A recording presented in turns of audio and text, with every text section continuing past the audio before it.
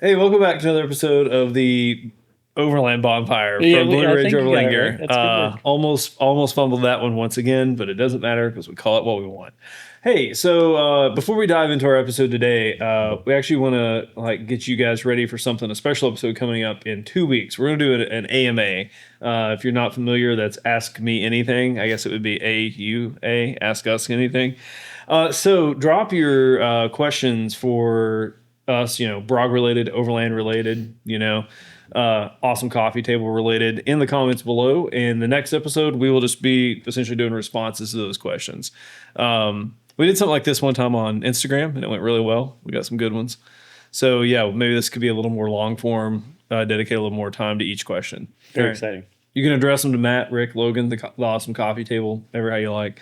If you're listening on a podcast platform, you can just message us those questions on Instagram or something like that if you're not on YouTube. Don't want to forget our auditory only listeners, which I guess is technically the only type of listener.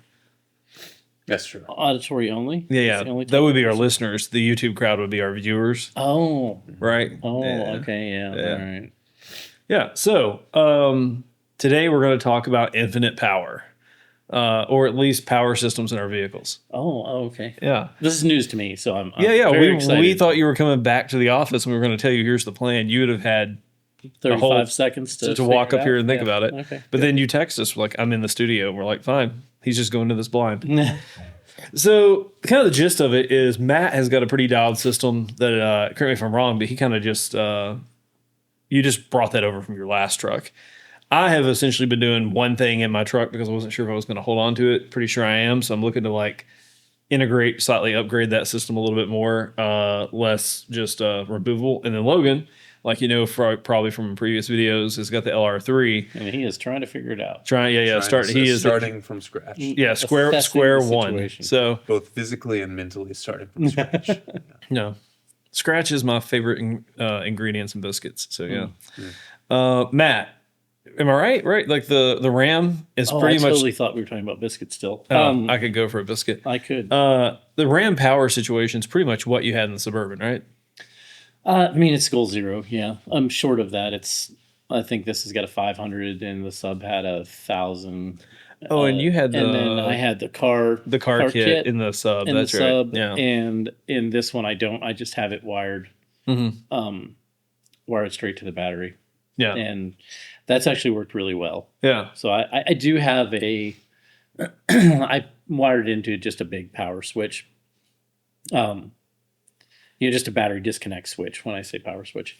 So if I'm going to leave, if I'm going someplace and the truck's going to sit for, a week or something, or 4 or 5 days, I just turn that off. But other than that, my general driving around keeps everything pretty well topped off and working fine.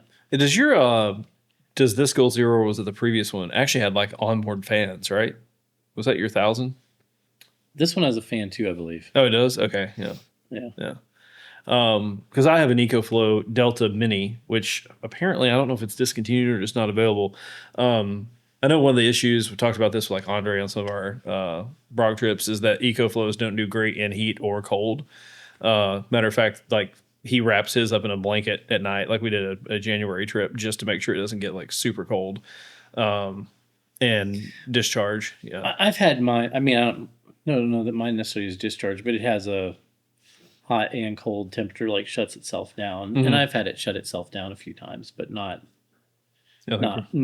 many. Yeah. No, I've got the Delta Mini. Logan and I have been talking about this quite a bit, but so essentially what I think I'm going to do. I want the alternator kit from Ecoflow, which does some cool things. It allows you to do battery maintenance mode, and you can also have a jump start mode, so power back to your battery.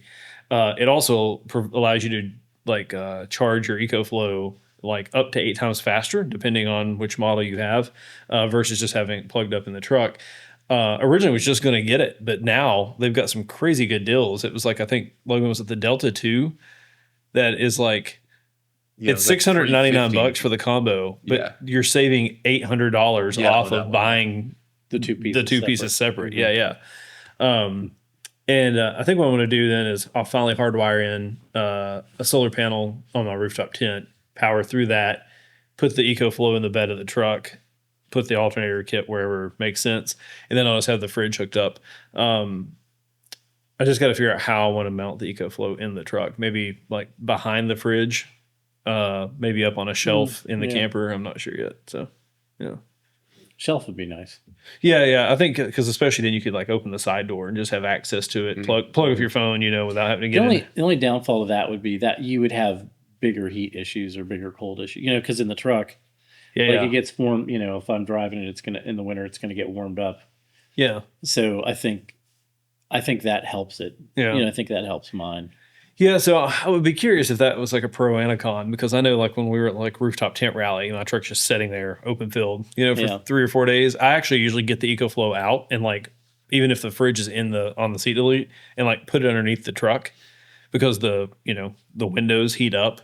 I had that issue this year. Like, it was just like getting really hot in the cab. It wasn't actually that hot outside. It was just in full sun. So I don't think mine ever shut down there. Now, at Georgia Bushcraft, I had the other issue. I actually had to get it out and set it in the sun because it was so cold it wouldn't turn on. Yeah. Oh, really? Yeah. I've not had that much trouble with mine. Yeah. Like, it has to be really cold for mine to shut down. Yeah. I mean, a couple winters ago when it was like super, super cold, I had some trouble with it, but then I didn't really care. Yeah. I've had pretty good luck at the Goal Zero stuff. So I don't know. I mean, I don't know how much brand to brand really changes, but we have a Goal Zero that we've used on sets to power. We have a big crane, like a camera crane, that doesn't draw a lot of electric, and we've used that thing outside and quite cold and quite hot. I wonder if EcoFlow is just more conservative, because like our security cameras in the house actually turn off at a certain temperature, and it's not that they won't work. It's just that it damages the onboard battery for them to like strain during that. Like it kills your overall battery life. And so that's what they do, is it just tells you straight up that like, a certain temperature, below this, they just turn off to keep from damaging the battery. So interesting. Yeah. So I wonder if EcoFlows just have something like that built in, that where it could work at 10, but it kicks off at 20 because, it could actually like damage your overall like cycles or something. Yeah. So I don't know. That's interesting.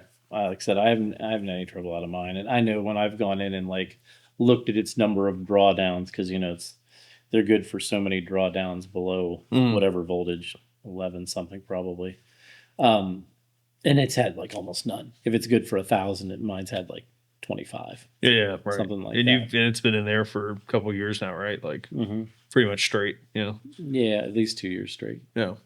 Although I'm having a cord problem with my fridge right now, so Oh yeah. I'm gonna get that fixed. So I guess, we talked about like the systems, but you use yours essentially just for the fridge, right? I run the fridge and I'll occasionally charge some stuff off of it, but not. That's the majority of its life, is just keeping the fridge alive, because that's the only thing I really care about. Yeah, mine same, but if we're at an event, doing like checkout, like the point of sale that like having your phone on constantly, it draws down pretty quick. Yeah. Also, if we're doing some traveling, like charging camera batteries, maybe a laptop battery, something like that. That's about as crazy as I get with mine too. I know, Logan, your side work, you could have some really battery intensive, power intensive needs. That's actually, I was just saying to Rick before we came up here, my big question before I even start is, what am I actually doing with it? Because camp wise, I don't even have a fridge right now. I'm planning to get one eventually, but like, I don't have a ton of power needs for camping. So I could get by with like, I was looking at the EcoFlow, I think it's the River. It's like a 750 watt. So that'd be plenty for that stuff. But then when I start thinking about it, I'm like, it would also be pretty cool to be able to charge camera stuff if I'm out overnight consistently and not have to worry about it. I've never had any sort of car power situation, so I don't really know how many watt hours is like the right amount. My Delta Mini's like 824 charge, like all that. Yeah. That's just stuff I need to figure out. The worst case scenario, you just run the car for a little bit. Yeah. Especially with the alternator kit, like 30 minutes. Yeah. Yeah. No, I mean, that's my thing. Worst case scenario, you just start the car. And I know my Delta Mini, if we're just using it for just like the fridge and kind of like median temperatures, we can get 3 days out of it pretty easy. I will say that I'm a big fan. I know you had talked about like a hood mounted solar panel. You've had that. I know we've got some like friends that are big fans. I've got a couple of flexible panels that I like, because that way if I'm at an event and the sun's over here in the morning and the sun's over there in the afternoon, I don't have to worry about like moving the truck or whatever. And you can like optimize them, right? Like you can literally like tilt them a little bit and you see the input go up on the EcoFlow.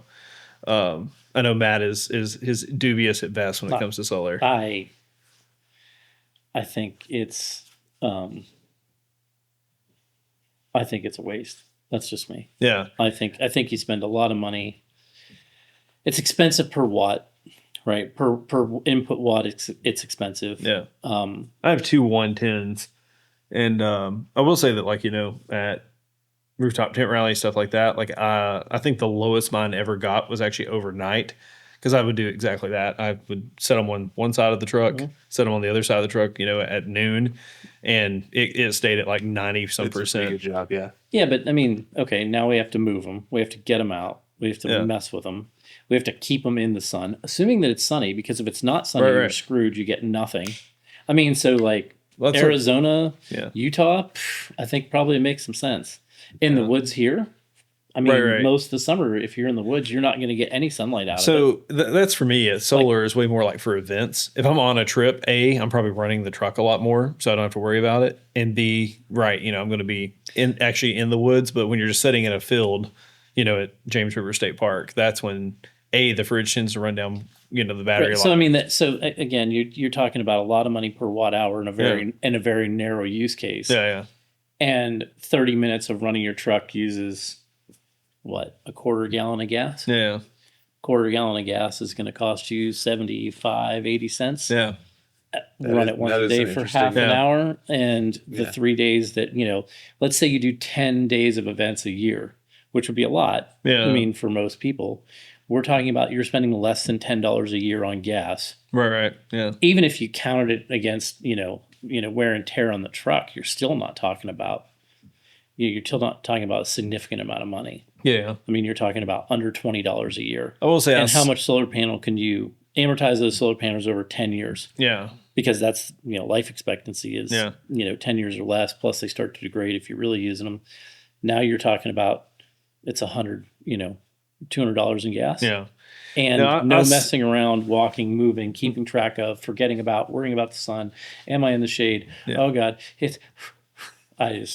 And if I really want power, and I would just get a Honda 110 super quiet and run it on almost nothing. That or when you need it. What are the little propane generators? I've seen them at some events before. Super nice guy.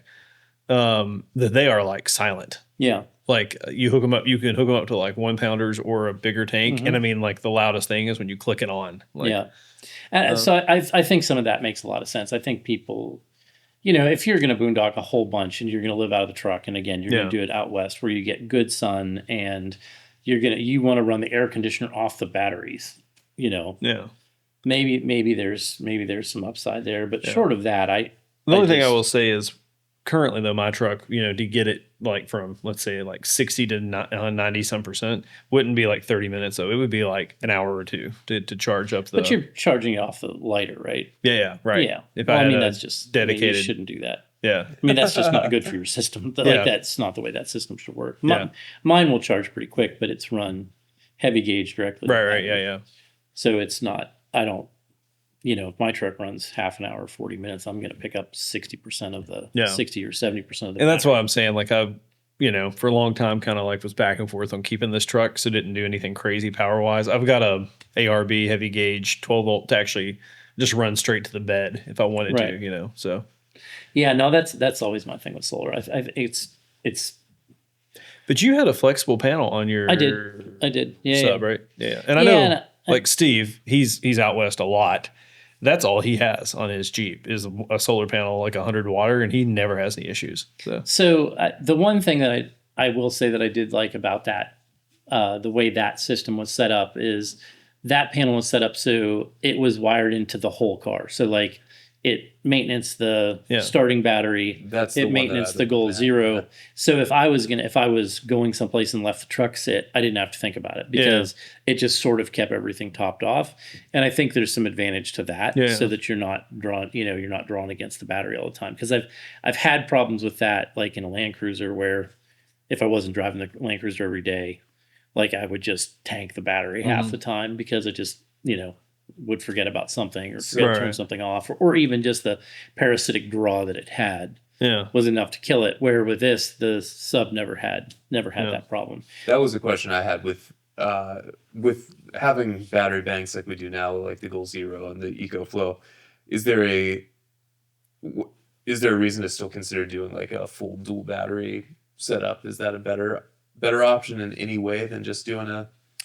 I don't know. Most of that stuff is pretty handy now, and you can do. That's my feeling. You can do a lot with them. I mean, the other nice thing about the EcoFlows and that stuff is, you have, again, I try to think multi-use and the utility of it.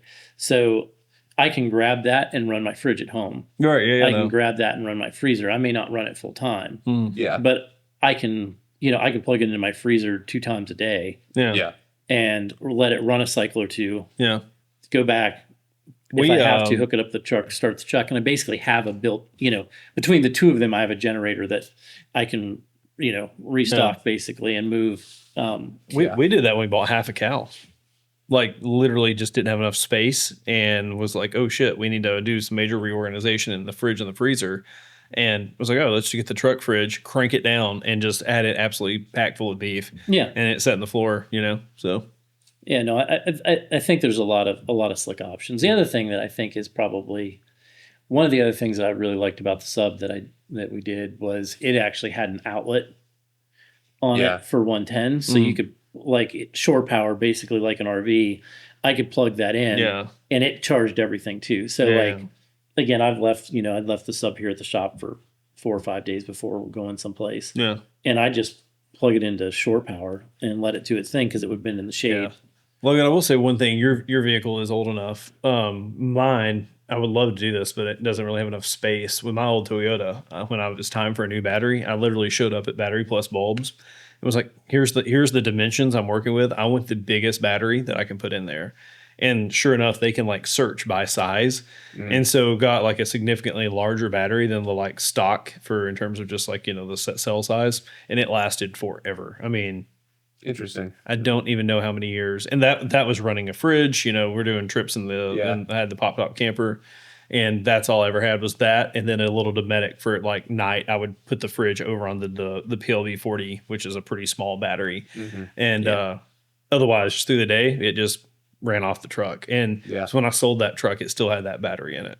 Yeah, I think the Batteries Plus thing, they can do a lot of stuff. Yeah, I know. Those places. I've been really impressed with the service from there. But literally walked in and was like, hey, here's the battery tray. It has to be this by this, but I have this much more vertical room. Right. And the dude was like, sure. And here he comes out with this monstrosity and literally walked out in the parking lot and was like, I want to check.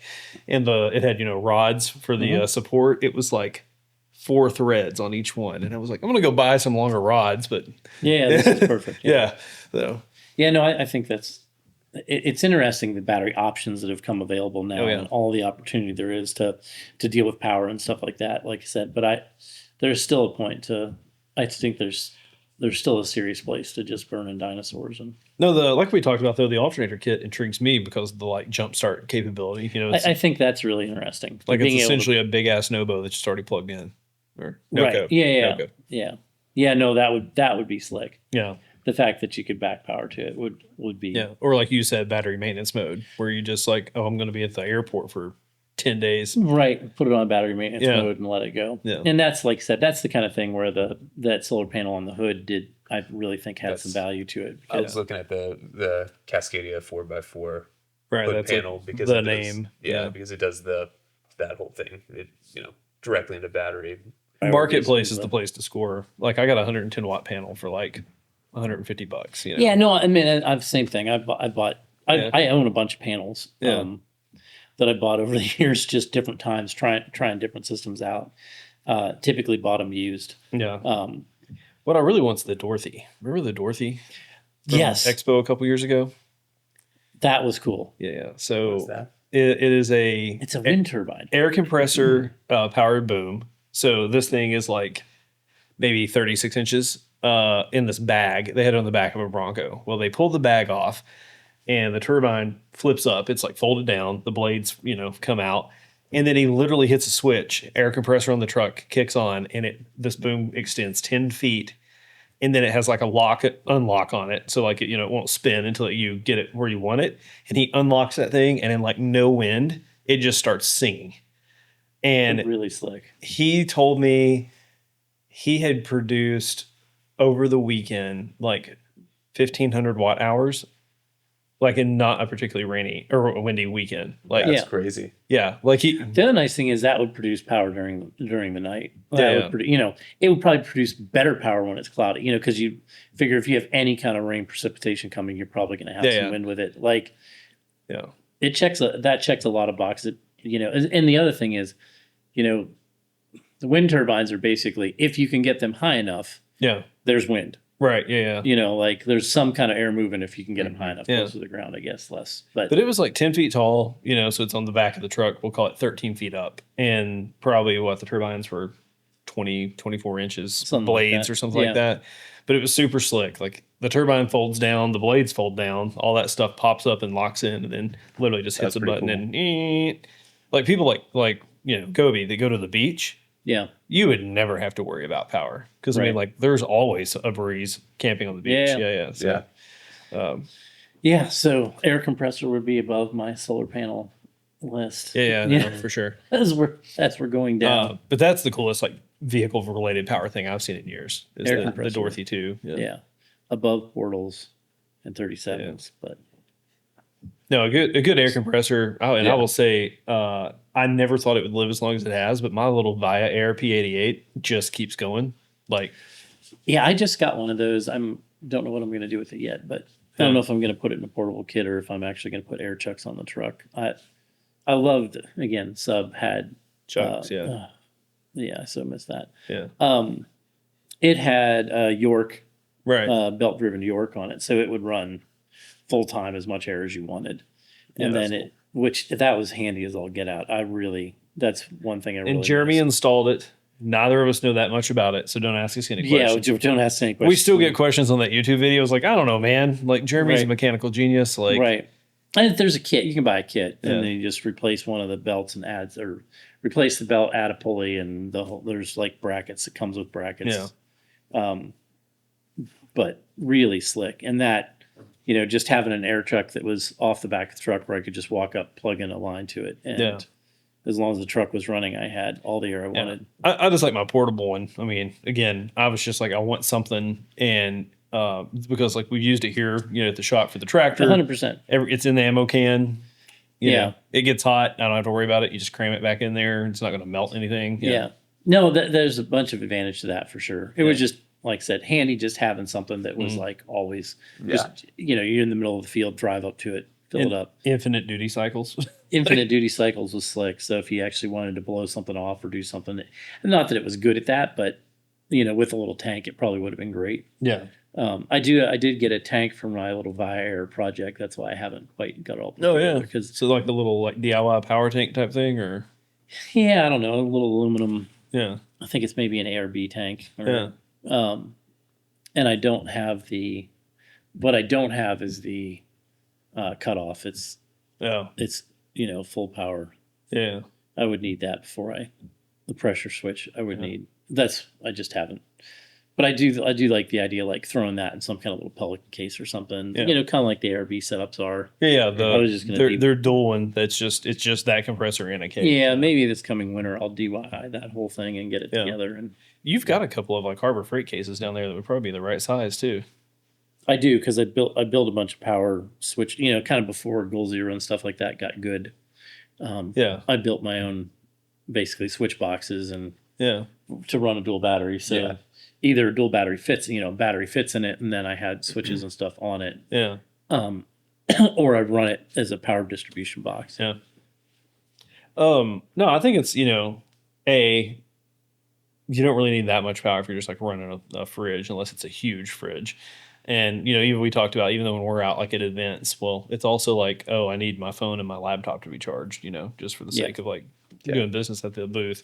You don't actually need that much power, but there are some cool stuff out there. Like I was mind boggled that for $699, you could get that Delta 2 and the alternator kit. And it's like, holy crap, that's like that and half an hour of installation. And you would be pretty set. Yeah, no, 100%. 90% of what I do. Yeah, probably 90, 98, really. You know, I mean, I think that would be a really slick system to use. That is, like I said, we've been running similar stuff to that for probably 5 or 6 years now. The only thing And I would do good is I've just success. got that rigid 110. I would just go ahead and put on the tent. It's already set up for it, and then I could run power through the tent.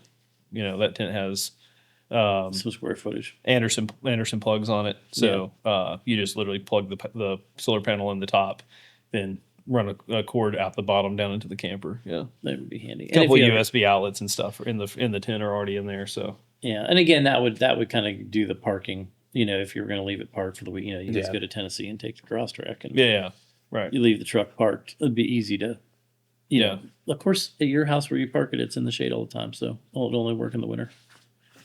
No, I mean the afternoons that end of the house. An hour, whatever, 3 No, hours. no, more 5. than that. Trust me.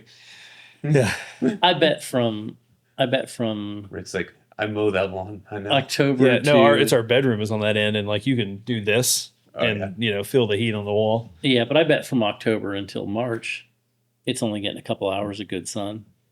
Oh, in the winter, probably. Yeah. No, I mean, but that's the thing. That's the downfall of the solar thing. Yeah. It's like through the summer, the sun comes across of enough of an angle that that end of the house is in full sun like half the day. okay. Yeah. So, I mean, my house is like that, right? Like, because I mean, in the winter it's bad. Like, there's a hill on one side, and there's so the sun comes up really late, and the sun goes down really early. Yeah. It's like you're just kind of in that. We're in kind of low. Now again, this time of year we're starting to get better daylight, and the way the sun comes up, it hits the house. The angle for us moves just enough or too much, depending on how you look at it. That like that end of the house gets like full on blazing sun from 12 or 1 until it goes down. Yeah. So, but I mean that's stuff stuff to think about with solar panels. I mean, like I said, you just lose so much. Well, I had much the Expo opportunity. truck, which had huge battery banks, like the two Battleborns. The problem was if they went down, it took forever.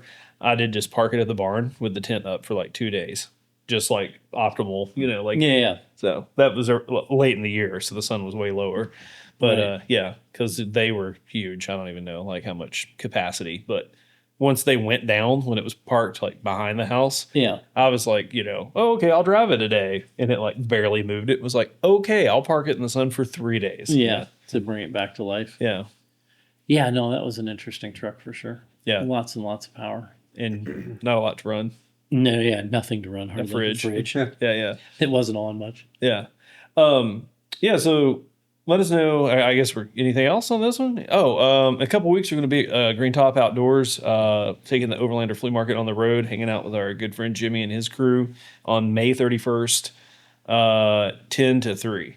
So swing by and see us if you're in the Richmond area. There'll be some good deals on gear. We already got some people signed up for that. Bobby's coming. Bobby will sell some stuff at excellent prices. Bobby will probably buy some of your stuff. So True statement. Yeah. So that, and then don't forget the AMA, the Ask Us Anything, ask the AUA, Ask Us Anything, down in the comments below, or message us your questions. And then I was going to say, for the Made It to the End Club, thanks for taking the time to appreciate and utilize the discount code. Yeah. So I think, should we do another one? Oh yeah. Yeah. So this one, we're going to do all caps pheasant. That's PHEASANT. I was just gonna say, please give something that we can spell. I can spell. PHEASANT, pheasant, all caps. We will do another 15% off code. Yeah.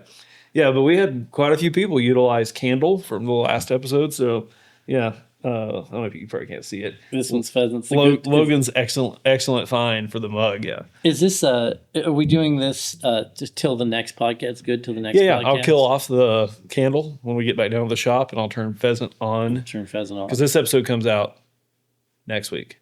Correct. Yeah. Maybe I'll let Candle run a few more days. But yes, we'll kill them off in between. So got it. So pheasant's good for 14 days. Yeah, give or take. Yeah. Perfect. I feel like the people that are utilizing it probably listen to this when it first comes out. So that's true. I'm just calling a spade there. Yeah. So if you're late to the party, you're gonna have to listen to a newer one. Right. Yeah. To find said next discount code. Yeah. You guys got anything else? I don't have anything fun. Logan, let's go down there and hop on ecoflow.com and just add 2 to cart. Start buying. Yeah. Just start buying. Actually, you don't have to add anything to cart. Real quick, you want to tell everybody about your experience on ecoflow.com, because that was crazy. Yeah, that was crazy. So I got the email, and I should say to start with, I've joked about this before with Yeah. our stuff, and I didn't know it was possible. But through the email, I clicked on the thing I was interested in, and it took me not to the product page, but to the cart with it added to cart, ready to check out. Yeah. Like It took me to the checkout page with the cart. from the email, click the product straight to the checkout page, right? Yeah. That Which is impressive from a marketing standpoint in some ways, and also makes me a little uncomfortable as a consumer. right, a little more morally questionable. That's like, Yeah, yeah. But you know what's really funny? You're still going to buy an Ecoflow.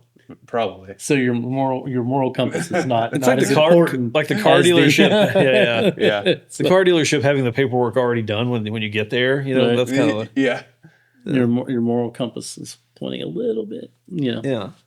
it's at 90. I kind of just want to know how they did it, like I how know. they It's- like link directly to the cart. Like Yeah. I literally have joked about it as a like, there's no way that is possible, but apparently it is.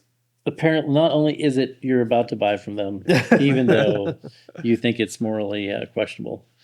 I don't even know about morally questionable. Shiesty. It's shiesty. It's just it's a move. It's a move. It's a bold, move. bold strategy, Cotton. Yeah. Yeah. Strategy. Yeah. You know what we didn't do? What? I've got beef jerky waiting. Oh man, I didn't even know that. That is a big mosquito. I'm gonna kill that guy. Oh, Got him. I have two She's different. grated into the screen. I have two different beef jerkies. I need to bring them up here and sit them down up here so that we have them for the next Right. episode because I would really like some beef jerky right now, Yeah, me too. and I would be eating our next episode's beef jerky if I do that. So Yep. I'm really trying to hold off. Yeah. So next episode, Jerky will be back. And ask us anything. All right, that's it. Yep. Cool. See you next time.